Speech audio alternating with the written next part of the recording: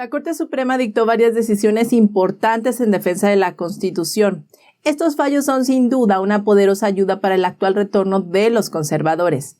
Sin embargo, también hubo un fallo a favor de la administración Biden y esta es sobre la política de permanecer en México de la era Trump. Te contamos los detalles. Y para finalizar hablaremos sobre uno de los temas que más sensación causa. ¿Será que el expresidente Donald Trump y el gobernador de Florida Ron DeSantis se convertirán en socios para el 2024? Te contamos lo que dijo Trump al respecto. Hoy es 1 de julio y estas son las noticias que tenemos para ti.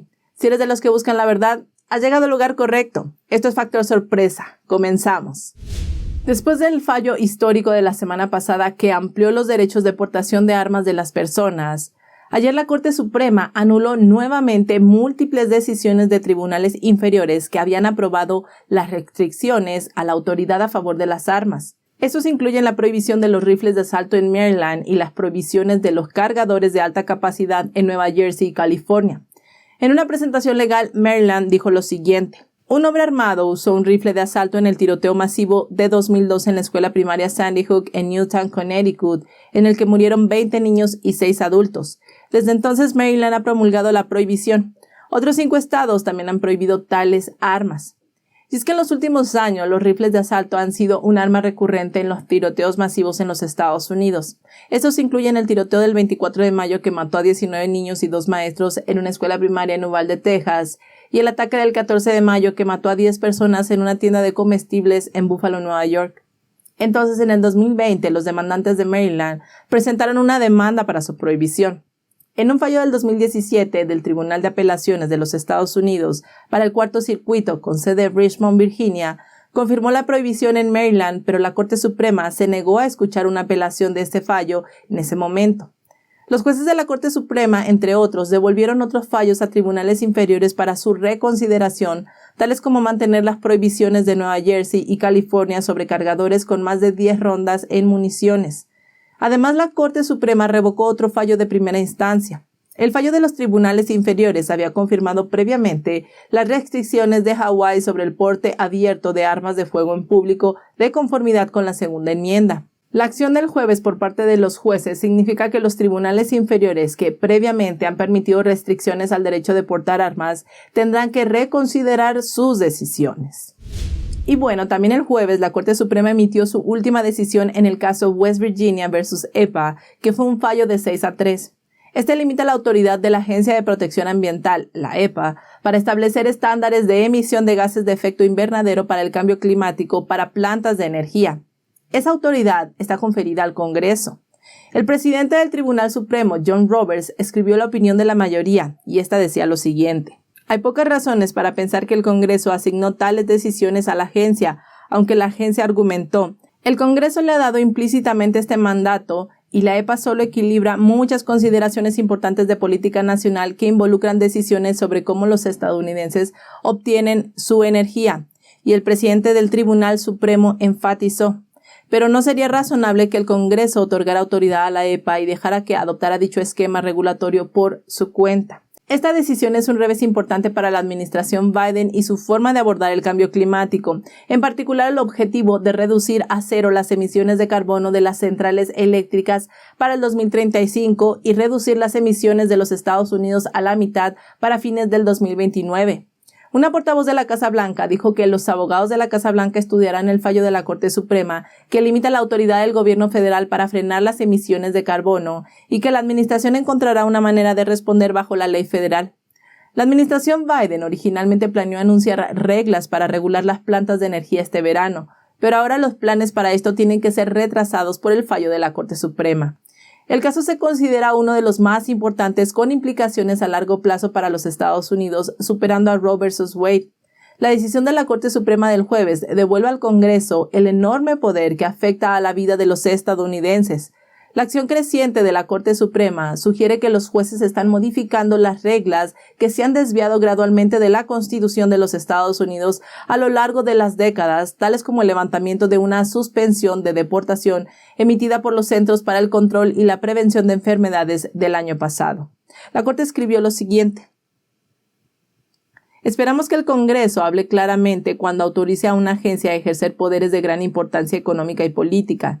El presidente Madison, uno de los padres fundadores de Estados Unidos, advirtió una vez: la acumulación de todos los poderes legislativo, ejecutivo y judicial en las mismas manos, ya sea de unos pocos o muchos, y ya sea hereditario, autodesignado o electivo, puede pronunciarse con justicia como la definición misma de tiranía.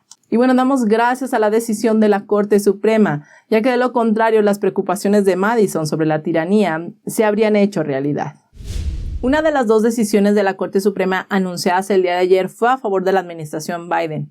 En una votación de 5-4, la Corte Suprema anuló una decisión de un tribunal inferior sobre si la Casa Blanca tiene la autoridad para derogar el acuerdo de protección migratoria de la era Trump, comúnmente conocida como la política de permanecer en México. El presidente del Tribunal Supremo, John Roberts, redactó la decisión y se unió al también juez conservador Brett Kavanaugh, así como a los 3 jueces liberales de la Corte, Stephen Breyer, Sonia Sotomayor y Elena Kagan. La política de quédate en México requiere que los inmigrantes que buscan ingresar a la frontera sur de los Estados Unidos permanezcan en México mientras esperan una audiencia para garantizar que los inmigrantes no sean liberados en los Estados Unidos.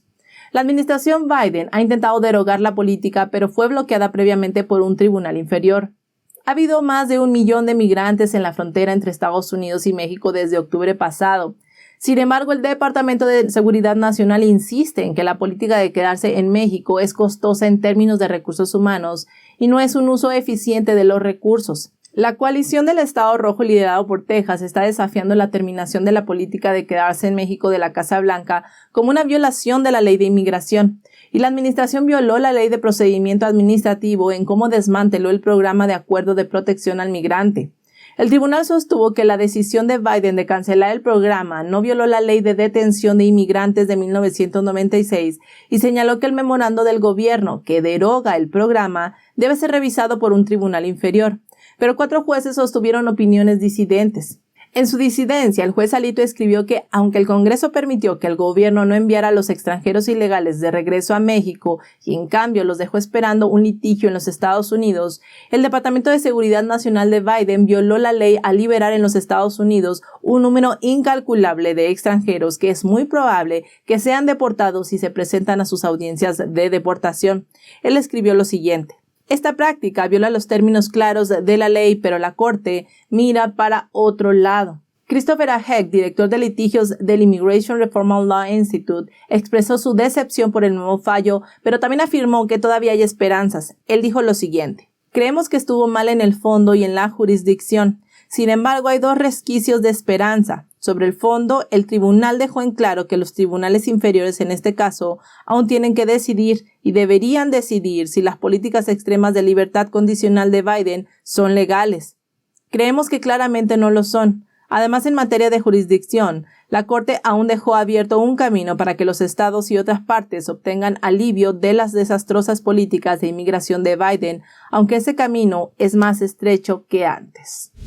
El expresidente Trump y el gobernador de Florida, Ron DeSantis, son 2 de los republicanos más populares en este momento. En varias encuestas, ocasionalmente el índice de aprobación de DeSantis ha superado el índice de aprobación del expresidente Trump. En una entrevista para Newsmax el jueves 30 de junio, el expresidente Trump dijo que tiene una buena relación con el gobernador.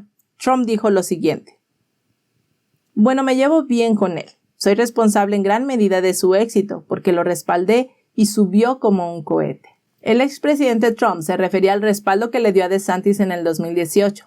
Después de esto, los índices de aprobación de DeSantis aumentaron rápidamente y derrotó al demócrata Andrew Gillum para gobernador. Desde entonces, DeSantis se ha convertido en uno de los funcionarios republicanos más populares del país, especialmente debido a su manejo de la vacuna del COVID-19 y las regulaciones del brote. Incluso Elon Musk ha dicho que apoya a DeSantis para presidente en el 2024.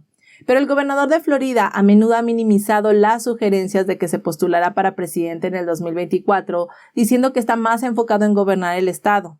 Trump le dijo a la revista New Yorker a mediados de junio que no sabe si Ron se postulará y que tampoco le ha preguntado, pero Trump cree que él ganaría en el 2024 aunque DeSantis se presentara en su contra. Muchas personas se preguntan si Trump y DeSantis podrían convertirse en socios para el 2024, y cuando se le hizo esta pregunta a Trump durante la entrevista de Newsmax el jueves, Trump le dijo al presentador Ron Finnerty que no descartaba la posibilidad. Brooke Rollins, la estratega de campaña republicana desde hace mucho tiempo, confirmó a mediados de junio que DeSantis no se postulará contra Trump. Y con esta nota llegamos al fin de la emisión de hoy. Gracias por llegar hasta aquí con nosotros. Te recuerdo que ya tenemos activas las membresías y al unirte al canal podrás obtener muy buenos beneficios, pero además podrás apoyarnos de manera económica, lo cual te lo agradecemos profundamente. La forma de hacerlo es muy sencilla, es clicando el botón de allá abajo que dice Join o Unirse. Por esto, muchísimas gracias. Y bueno, también te recuerdo que puedes unirte a nuestra sala de chat en Telegram y seguirnos por YouMaker, la plataforma libre de censura. Los links, como de costumbre, en la cajita de descripción, a la par del link de donaciones. Por tu tiempo, por tu atención, por tu apoyo, muchísimas gracias. Recuerda, sigamos en búsqueda de la verdad. Nos vemos mañana en el resumen semanal.